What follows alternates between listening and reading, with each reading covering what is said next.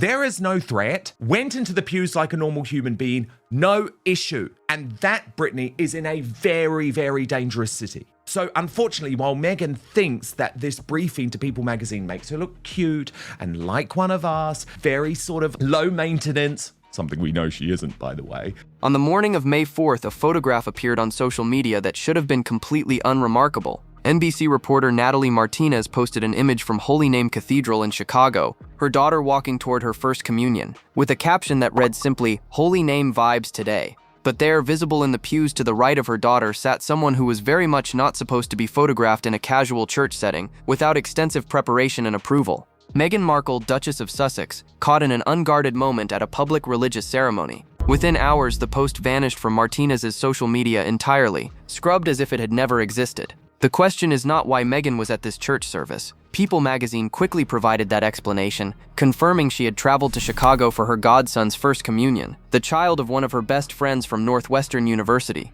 The question that should concern anyone following the Sussex saga is far more interesting. Why would a seemingly innocent photograph of a duchess attending a religious ceremony require immediate deletion? What about this image threaten the carefully constructed narrative that Meghan and her team have spent years building? The answer reveals something far larger than vanity or image control. This single deleted photograph exposed the machinery of manipulation that has defined the Sussex brand since they departed royal life, and it created a contradiction so glaring that even the most sympathetic observer cannot ignore it. This is the story of a photograph that could not be allowed to exist, and what its brief appearance tells us about the increasingly desperate attempts to control a narrative that is slipping further from Meghan's grasp with each passing week. The reports emerging from inside Sussex circles paint a picture of someone who operates less like a former working royal and more like a Hollywood starlet from the 1950s, complete with photo approval clauses and image stipulations that would make even the most demanding celebrity publicist raise an eyebrow. According to insiders who have dealt with the couple professionally, Meghan demands authority over every personal image that features her, requiring final approval before anything can be posted or published. One source put it bluntly to commentators covering the royal beat, noting that she wants stipulations and all sorts of authority over her own personal image. Now, this level of control is not inherently unreasonable. Plenty of A-list celebrities maintain similar agreements with photographers and publications. The Kardashians famously approve images before they appear in magazines, and major movie stars routinely negotiate photo approval into their contracts. But here is where the comparison falls apart entirely. What happened in terms of this local television celebrity posting the picture, then the moment it's picked up by People magazine, Brittany, she deletes it? Well, I'm sorry. I'm not born yesterday. Those celebrities built empires that justify such demands. Kim Kardashian has 250 million Instagram followers and a billion-dollar shapewear company. Beyoncé has sold over 200 million records worldwide. These are women who created their own fame through decades of work, controversy, reinvention, and relentless self-promotion. Meghan Markle was a supporting actress on a cable legal drama that averaged around 750,000 viewers per episode during its original run. That is not dismissive of her acting career. It is simply factual context. The vast majority of Americans had never heard her name before her relationship with Prince Harry became public. Her current level of recognition, her ability to command attention and sell magazine covers, derives almost entirely from her connection to the British royal family. As one insider put it rather devastatingly, she is very much the spare. She has no independent power base that would typically justify this level of image control. The fundamental disconnect is obvious to everyone except, apparently, the Duchess herself. She did not build an entertainment empire and then marry into royalty. She married into royalty and is now attempting to build an entertainment empire on that foundation. The order of operations matters enormously because it means every product launch, every Netflix deal, every magazine cover leads with the same credentials. The Duke and Duchess of Sussex. Strip away those titles, and you are left with a former television actress and her husband living in Montecito, indistinguishable from dozens of other wealthy couples in that zip code. People magazine's coverage of the Chicago trip actually confirms something that undermines the entire Sussex brand positioning. Their source told the publication that Meghan arrived early to Holy Name Cathedral, waited with other families and friends in the pews, and did not use a separate entrance or have any special accommodations. Read that again carefully. She arrived early, waited with everyone else, and used the same entrance as regular attendees. The purpose of this detail was obvious, to make Meghan appear relatable and down-to-earth, just like any other mother attending a friend's child's communion. But consider what this admission actually proves. It demonstrates that Meghan Markle can travel across the United States, appear at a public event in a major American city, and do so without incident, without massive security details, without special arrangements. She blended into a crowd of families at a church service in Chicago, and nothing happened. No security incidents, no threatening crowds, no need for elaborate protective measures. The very story meant to humanize her instead creates a devastating contradiction with the legal case her husband has been pursuing for years. Prince Harry has been engaged in an ongoing battle with the British government over security arrangements. His fundamental argument is that he and his family face such extreme danger in the United Kingdom that they require taxpayer-funded protection whenever they visit. The legal proceedings have dragged on, with Harry's team arguing that the threat level is simply too high for the family to move freely without extensive security measures. This argument has been central to explaining why the Sussexes rarely visit Britain, why reconciliation with the royal family remains complicated, and why any potential return to royal duties would require major security concessions.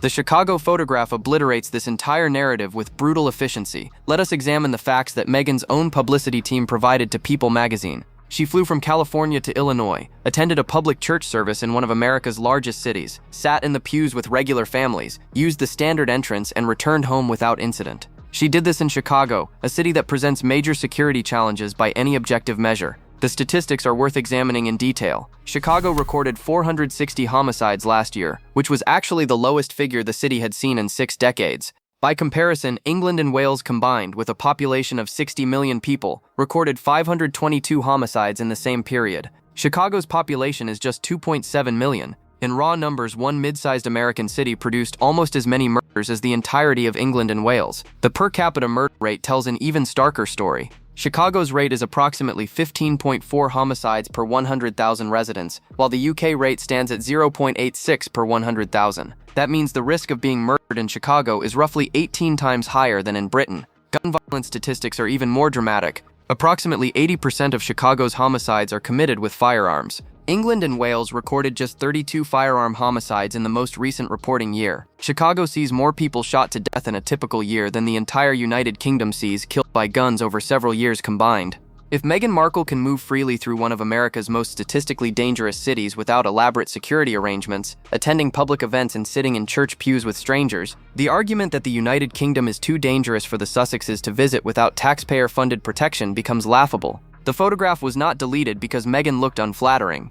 It was deleted because its very existence proved she does not need the security arrangements her husband insists are core. The pattern of how this story emerged deserves careful examination because it reveals the sophisticated media manipulation that has become the Sussex signature move. Natalie Martinez is not a random church attendee who happened to snap a photograph. She is a journalist, an NBC reporter who understands exactly how media placement works, who knows that posting a photograph of a celebrity at a public event will generate attention and coverage. Her initial post appeared organic, a mother sharing her daughter's first communion with a celebrity coincidentally visible in the frame. The caption "Holy Name Vibes Today" seemed casual and spontaneous. Within hours, People magazine, the publication that has served as the Sussexes' preferred outlet for positive coverage since their departure from royal life, had confirmed all the details. Meghan was there for her godson's first communion. She is the boy's godmother. She arrived early and waited with other families. She has already returned to Montecito. The story was carefully framed to present Meghan as a loyal friend who maintains long-term relationships, who travels across the country to support the people she cares about, who does not demand special treatment or separate entrances. Then Martinez deleted the original post. The photograph that started the entire news cycle vanished as if it had never existed. But here is the problem with that strategy. The internet does not forget, and people are not stupid.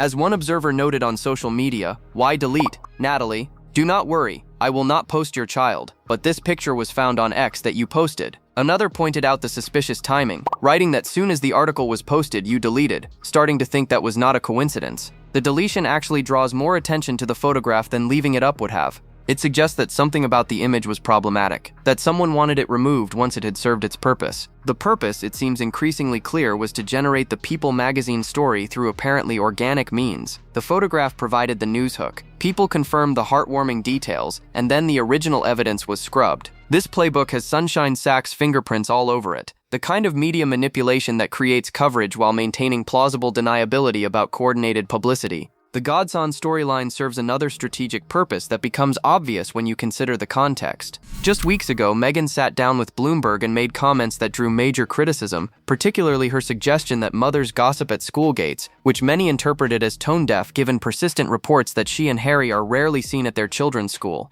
The Chicago trip allows her team to push back on the narrative that she has no genuine friendships, no long-term relationships, no connections that predate her royal life. Look, the story says she has friends from college who trust her enough to make her godmother to their children. She flies across the country for their important moments. She maintains these bonds, but the strategy reveals as much as it conceals. Meghan will board a plane to Chicago for a godson's first communion, yet she will not visit her own father, whose recent return to America was confirmed by multiple sources over the weekend. Thomas Markle is now back in the United States, having made the journey from the Philippines where he had been living. His daughter Samantha posted the news, writing simply that Dad is back safely, so happy, great new chapter in life. The geographic excuse that once explained the estrangement, the difficulty of international travel, the distance involved, that justification has now evaporated entirely. King Charles came to America during his state visit, spending days in New York and Washington, providing multiple opportunities for a meeting with his estranged son and daughter-in-law. Instead of reconciliation, the Sussexes chose counter-programming, releasing their People magazine cover story on the same day as William and Catherine's 15th wedding anniversary and during the heart of the King's American visit. The timing was not coincidental. It was strategic warfare disguised as lifestyle journalism.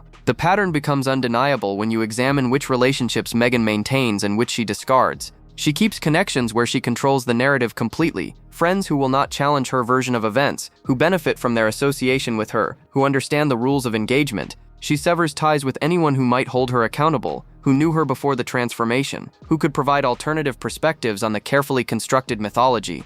Her father, her half-siblings, her former friends who have spoken publicly, the royal family members who witnessed the actual events of her time as a working royal. All of these relationships have been terminated or frozen. What remains are the relationships she can manage, the carefully curated circle of supporters who understand that access comes with implicit obligations. The list of burned bridges extends far beyond family, reaching into the highest levels of American celebrity and fashion. Anna Wintour, the legendary editor of Vogue and arguably the most powerful figure in global fashion, reportedly has no interest in helping the Sussexes. Sources describe the falling out as dating back to 2019, when Meghan collaborated with then British Vogue editor Edward Enninful on the Forces for Change issue. A rivalry existed between Wintour at American Vogue and Enninful at British Vogue, and Meghan chose the wrong side. The consequences have been lasting.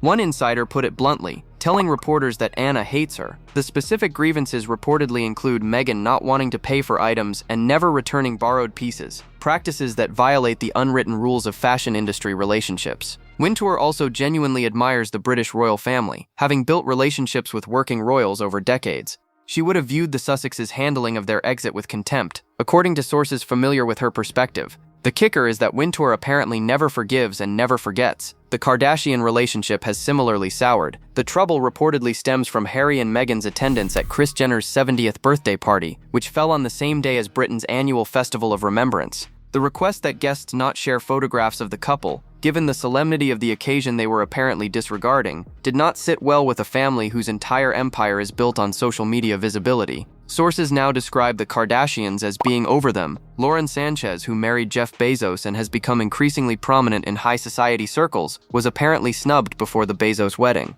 According to reports, Meghan was invited to events by Sanchez but declined, not wanting to be seen with someone she reportedly considered trashy. The irony is almost too perfect. Sanchez, married to one of the world's richest men, has carefully cultivated relationships with fashion power brokers like Wintour, accepting guidance on everything from Met Gala styling to event appearances. The access Meghan craves, Sanchez secured through strategic deference, exactly the approach Meghan has proven incapable of taking. The Met Gala absence this year speaks volumes. The first Monday in May is fashion's most important night. An invitation to the event signals arrival in the highest echelons of American culture. The Sussexes have never attended. They were not invited this year, and based on the state of their relationships with the people who control access, they will not be invited next year either. For someone who positions herself as a fashion icon and lifestyle authority, exclusion from the Met Gala is a devastating verdict from the industry that was supposed to embrace her. The People magazine cover story that dropped during King Charles's state visit deserves examination as a case study in defense of publicity. The headline announced Harry making his own rules, an attempt to reposition the prince as an independent actor rather than someone managed by his wife. But the article itself contained details that undercut this framing in revealing ways. Most tellingly, the piece included a line noting that Meghan lets Harry lead on certain things, specifically matters related to his family relationships. Read that sentence again and consider what it actually admits. It confirms that on everything else, every business decision, every media strategy, every public appearance, Meghan is in charge. The clarification was meant to push back against widespread perception that she controls the couple's direction, but it ended up confirming exactly that, while limiting Harry's autonomy to the narrow category of family matters, which have gone spectacularly poorly under his leadership. The article also described the Australian tour as incredibly successful and positioned it as the new template for their future endeavors. This framing requires ignoring the actual reception of that trip, particularly the controversy over Meghan promoting her As Ever clothing line while photographed alongside ill children and victims of tragedy. The criticism was immediate and widespread, with commentators describing the juxtaposition as tasteless at best and exploitative at worst. Yet according to People's sources, Meghan is reportedly proud of the money made during the Australian venture. The word proud is doing a lot of work in that sentence. A woman raised in the royal family's tradition of never discussing finances, of maintaining dignified distance from commercial concerns, would find that attitude concerning. Harry reportedly feels uncomfortable with the naked pursuit of profit, having grown up in a world where you never even talked about money. The tension between her commercial instincts and his royal conditioning represents a fundamental fault line in their partnership. The Australian template reportedly involves visiting countries where they can generate both publicity and revenue, using the attention to drive sales of Meghan's lifestyle products. Africa is allegedly the next destination being considered. Imagine the visual of Meghan in a $6,000 outfit photographed alongside malnourished children, using those images to sell clothing through her app. That is apparently the business model they are proud of. The gap between the publicity machine's output and observable reality grows wider with each passing month. Sources close to the situation describe someone who is spiraling badly because she knows nothing is working. The claims that As Ever merchandise sells out instantly are increasingly difficult to verify or believe. The Spotify deal collapsed. The Netflix partnership has produced minimal content compared to the reported $100 million investment. The book projects have not materialized into the ongoing publishing relationship that was initially promised. Saturday Night Live captured the public perception with devastating precision. During Weekend Update, Colin Jost noted that King Charles visited the US to mark the 250th anniversary of American independence from Britain and to seek the release of a British hostage being held by an American terrorist. The joke landed because it reflects how many people actually view the situation, as Harry held captive by someone who has systematically isolated him from his family, his country, and his former life. When mainstream comedy is describing you as a terrorist holding a hostage, the PR strategy has failed catastrophically. Multiple sources describe the situation behind closed doors as worse than many suspect. The combination of financial pressure, shrinking opportunities, and diminishing public goodwill has created what one insider calls an increasingly desperate atmosphere. The aggressive pursuit of any available revenue stream, from wine launches timed to maximize attention to sick children photographed for clothing promotion, suggests people who feel they have no choice but to monetize every moment regardless of optics. The control paradox that defines Meghan's approach has become the engine of her undoing. Every attempt to manage her image creates new evidence that can be used against her. Every strategic photograph reveals more than it conceals. Every carefully placed story contains contradictions that careful observers can exploit. The Chicago photograph was meant to establish that she maintains genuine long-term friendships. Instead, it proved she can travel anonymously without incident, undermining her husband's security claims. The People magazine article was meant to position Harry as an autonomous decision-maker. Instead, it confirmed that Meghan controls everything except family matters. The Australia tour was meant to establish a new model for commercial success. Instead, it generated images that will follow her for years, photographs of a woman selling clothing while surrounded by tragedy. The more tightly she grips the narrative, the more it slips through her fingers. The more she demands control over every image and every story, the more attention she draws to the machinery of manipulation. The contradictions multiply because the underlying situation contains irreconcilable tensions. She wants the credit that comes from showing up at a friend's communion, but needs to hide the proof that she can move freely without security. She wants recognition as a hands-on mother who is part of her community, but is never seen at school gates or local events. She wants sympathy as someone under constant threat but travels to one of America's most dangerous cities without incident. Each element of the public relations strategy works against every other element. The security narrative conflicts with the relatable regular person narrative. The devoted friend narrative conflicts with the estranged family narrative. The successful businesswoman narrative conflicts with the constant stream of failed projects. No amount of image control can resolve contradictions that are baked into the fundamental positioning. The photograph from Holy Name Cathedral lasted only hours on social media before it was scrubbed from existence. But those hours were enough. The image was captured, shared, analyzed, and its implications understood by anyone paying attention. Meghan Markle attended a public church service in Chicago, sat in the pews with regular families, used the normal entrance, and encountered no security incidents whatsoever. This simple fact represents a torpedo aimed directly at the arguments her husband has been making in British courts. She can control whether a picture stays online. She cannot control what it already revealed before deletion. The People magazine sources confirmed every detail that makes the image damaging. She arrived early. She waited with other families. She did not use special accommodations. These details were meant to humanize her, but they documented something far more consequential. Proof that the security concerns justifying their absence from Britain are manufactured rather than genuine. The tensions reportedly building inside the Sussex operation are not about aesthetics or vanity. They are about the fundamental impossibility of maintaining contradictory narratives simultaneously. You cannot claim to need millions in security while demonstrating you can move freely through dangerous cities. You cannot claim to value relationships while refusing to see your own father. You cannot claim to be a savvy businesswoman while failing at every major venture. The image control that was supposed to protect the brand has instead become a documentation system, recording every contradiction in real time for anyone willing to pay attention. The deleted photograph from Chicago will be forgotten within the news cycle, but what it represented, the gap between the carefully constructed image and the underlying reality, that gap only continues to widen, and no amount of control over photographs can close it. What do you think about all this? Let me know in the comments and make sure you are subscribed so you do not miss the next one.